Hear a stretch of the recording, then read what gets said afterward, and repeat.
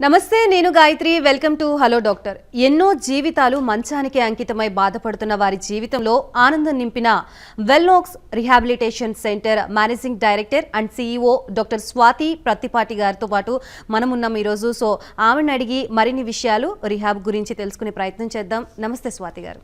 నమస్తే. ఎలా ఉన్నారు? బాగున్నానండి.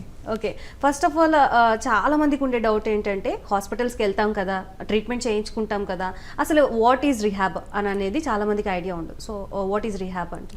సో ఈ మెడికల్ రీహాబిలిటేషన్ కాన్సెప్ట్ అండి, మేము నిమ్స్లో నేను పీజీ అయిపోయాక 5 years నిమ్స్లో వర్క్ చేశాను.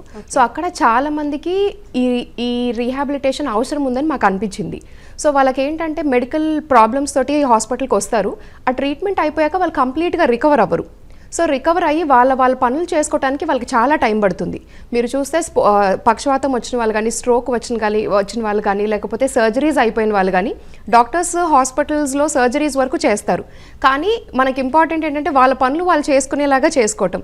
సో మాకు ఆ నీడ్ అనిపించి మేము ఈ కాన్సెప్ట్ తోటి స్టార్ట్ చేసాం. సో ఇది మెయిన్లీ హాస్పిటల్కి ఇంటికి మధ్యలో బ్రిడ్జ్ లాంటిది అనమాట. ఎస్, చాలా మంది అదే హాస్పిటల్స్కి వెళ్తే రికవర్ అయిపోతారు అని అంటారు, కానీ కొన్ని డిసీజెస్కి మాత్రం దాని కంటిన్యూషన్ అనేది ఇలా రిహాబ్ త్రూనే చేస్తూ ఉంటారు.